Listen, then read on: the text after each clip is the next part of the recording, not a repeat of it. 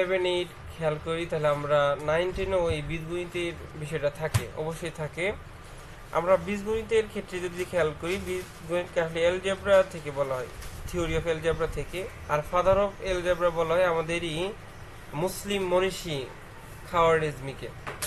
আমাদের বীজগণিতের প্রথম চলক সহগ সূচকের পরে প্রথম যে বেসিকটা সেটা হলো কি, বর্গের সূত্রগুলা। আমরা সূত্রগুলো কোনোদিন মুখস্থ করবো না, কারণ সূত্র মুখস্থ মানে বিপদ। আমরা সূত্রগুলো একটু বোঝার চেষ্টা করি যে একটা প্রথম উপাদান প্লাস মাইনাস থাকতে পারে দ্বিতীয় উপাদান, উপরে কি টয়েস হোল স্কোয়ার বা হোল স্কোয়ার। তাহলে আমরা কি করব, সূত্র একদম ইজি, প্রথম যাই থাকবে তার উপরে হোল স্কোয়ার। তারপরে আমরা সব সময় প্লাস থাকুক আর মাইনাস থাকুক এখানে আমরা প্লাস দিব। তারপরে কি দ্বিতীয় যা থাকবে তার উপরে হোল স্কোয়ার।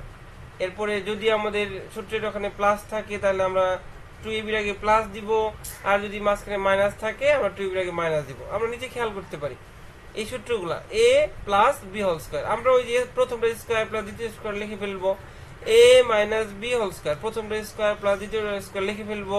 এরপরে মাঝখানে কি প্লাস, তাহলে কি প্লাস 2 গুণন প্রথমটা গুণন দ্বিতীয়টা, ভিতরে মাইনাস, তাহলে কি 2 এর আগে কি হবে মাইনাস 2 গুণন প্রথমটা দ্বিতীয়টা। আশা করি আমরা বুঝতে পারছি।